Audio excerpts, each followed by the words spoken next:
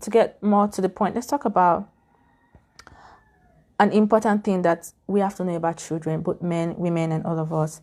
Children from age 0 to 7 are in a hypnotic state. This is psychological science, psychological fact.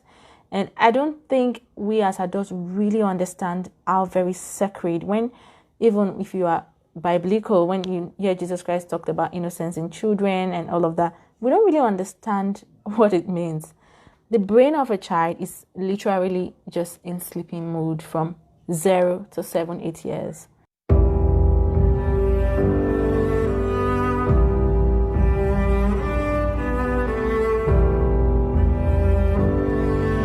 And I just want to say, first of all, good afternoon. I hope you're fine wherever you are.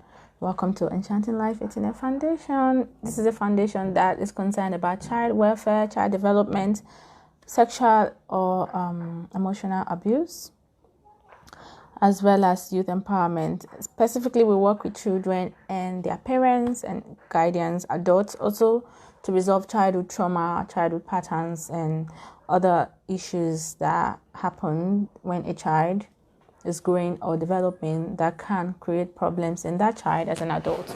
Or if you have already faced these issues and you want to resolve them, or you think that they might have something to do with how you were raised, you can reach out to us and we'll help you to resolve that.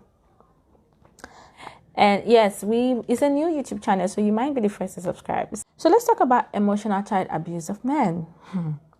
What happens when a man has faced emotional child abuse, and what is this in the first instance? So first of all, I want to also quickly say that when it comes to mental health, many times we think that mental health are the people who are walking on the streets in quote crazy, but that's not true. There are plenty of people in our society who are having serious mental health challenges. What do I mean by this? It could even be you, it could be me. When you have anxiety, that's a mental health challenge. When you have depression, that's a mental health challenge. And I've talked about this several times, but it seems like many people are still not really getting it. So I'll make a different video on that, but let's just bear that in mind. So if you are watching this and this happens to hit or resonate with you, please don't take it to mean that. Don't take it in a negative light. Understand that help is near, help is close. You can reach out to us in full confidentiality, but really I don't see anything that is so, except when we're talking about sexual abuse, and there's really nothing there that we should be hiding so much in secrecy. And that's part of our problem in Africa, the fact that we hide a lot of things in secrecy, and that's what kills us. And no wonder the West is far ahead of us and we're struggling to keep up with the rest of the world, because they take very seriously what their mental health space is, what is happening in their mental health space. And we in Africa, because if you don't take your mental health seriously, which is your thinking process, is what's going on in your mind, how you see things, how you relate to people, if you don't take it seriously, if your potential in life was to be here, you'll end up here. And that's just the fact. You will end up here. That's if you're even very lucky. So yeah, as a cultural practitioner, therefore, this is very important for me to share this message and for my team. And this is why we're doing what we do on this foundation. It's really important to share so that people can get the information. It's educational and it's free. Leave us a like.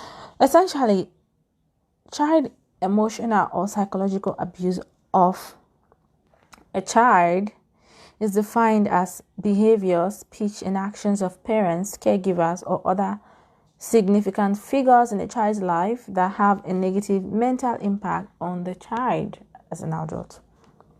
Starting from when the child is a child, these behaviors start affecting the child negatively and into adulthood. I want to begin by when we talk about effects of child abuse, child emotional abuse on men, I want to talk about something that is captured on my necklace. I don't know if you can see clearly. You are enough. Why would I have a necklace that have "you are enough" on my neck? What does it even mean? Because I meet some people and they say, "Are you enough?" But if someone who has likely experienced childhood emotional psychological abuse were to see this necklace, it might resonate very deeply with them, because men, including men, because this is one of the effects that sort of behavior can cause. And I wear it on my neck as a reminder to also do better when I'm working with children, so that I don't leave that kind of imprint on the child. I'll get back to that as we go on, but just bear that in mind as conversation continues. So data is really bad in Africa, so it's difficult for us to get access to good data in Africa. But essentially, in the US, it said that over 6.6 million children are involved in referrals that have to do with child protection services, and over 702,000 of these children are confirmed to have been emotionally neglected or emotionally abused. I know it might sound a little bit strange, like how can one emotionally abuse somebody? How can one use emotions as a tool for abuse? But the truth is that emotions are what makes us humans. So how our body feels is everything. Therefore, if you are around a person who manipulates how your body feels and your emotions to suit what they want you to do, obviously you will not begin to see that the person is emotionally abusing you. All right, so now let's talk about, to get more to the point, let's talk about an important thing that we have to know about children, both men, women, and all of us. Children from age 0 to 7 are in a hypnotic state. This is psychological science, psychological fact. And I don't think we as adults really understand how very sacred, when, even if you are biblical, when you hear Jesus Christ talked about innocence in children and all of that, we don't really understand what it means. The brain of a child is literally just in sleeping mode from 0 to 7, 8 years. In other words, whatever you impute into that child as at that time goes into the child and sinks into the psyche of the child. And I already said it in the other video that when a child is between 0 to 1, 2 years, the brain is making billions of cells. Billions of cells. So there's a lot of rapid growth going on. So if you put that child in the environment where good information, good behavior is imputed into that brain. By imputed, I mean if the child is observing, because the child learns by what the child is observing, because then they can't read, they can't hear, but they can feel energy. How you speak to them, how you speak to people around you, is there safety, somebody beating somebody, someone screaming. When a child sees all of this happening around them, then the child is learning how to present themselves in the world that they live in.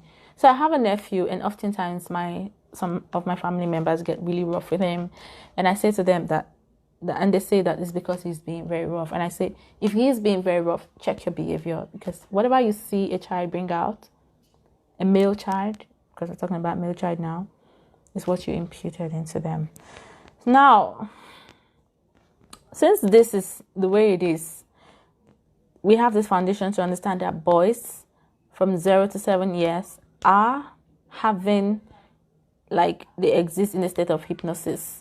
This applies to all children. I'm just stating this to get us to have that foundational knowledge. Now, let's move on to who does what. Who can abuse a child in an emotional way. There are certain sort of parents who are more at risk of being emotionally abusive than others. The number one group of these parents are the addicts, parents who are alcoholics, parents who are marijuana addicts, parents who are addicts to drugs, cocaine, parents who are addicted to pornography, parents who are addicted to womanizing. In this part of the world, and I keep saying in this part of the world because this is my focus, this is our focus. Africa is our focus. We may not necessarily see people who are addicted to cocaine a lot. There are plenty of them in Lagos, but people who are addicted to alcohol walk on our streets. If you see an addict, chances are 90 out of 100, an addict is an abusive parent, period. The addict may not necessarily touch the child in terms of sexual assault, but we're talking emotional now. An addict is an abusive parent by default. You can't negotiate that. You cannot be addicted to one thing and be a good parent. That's not possible. Secondly, parents who are single parents. There is high rate of data to show that because of the overwhelming load of playing the role of father and mother, the single parent also stands at the chance of being more addicted, more emotionally abusive.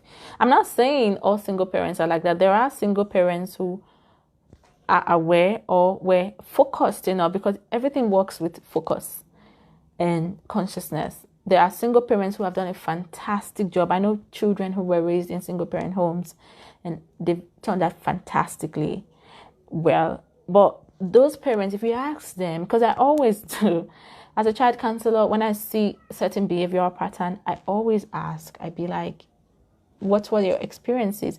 I almost find out that they put in more than the extra work. So this brings me, this is a little bit off course, but I want to talk about it because I mentioned it. This brings me to the matter of someone on Big Brother Nigeria, and her name was Erica. And you know what? Let me talk about that in the next video. Let's just focus on who does what first, and then we'll move on. When I send this, I move on there so that everything is more organized. So addicts, people who, parents who have, who are single parents, parents who have difficulty managing their emotions. I'm talking about parents who are who have anger issues. When we say anger issues, we can just make it in layman terms, that who have difficulty with emotional regulation. Because if you have anger issues, it means that you have difficulty controlling an emotion, and obviously that raises your radar for being emotionally abusive. So if you are watching this and you have anger issues, I'm sorry to say, maybe in one way or the other, you're already abusing your child. And then you have to do better, because when we know better, we are supposed to do better. So we can sugarcoat it all we want, but we're not victims here, because this foundation is not to encourage us to be victims, but to encourage us to take responsibility for our behavior. Parents who are also depressed parents who suffer from chronic anxiety, if they don't seek help, they also have the chance of being emotionally abusive. And when I start to talk about how you can abuse someone with emotions, you understand why these sort of people are having that risk of being emotionally abusive.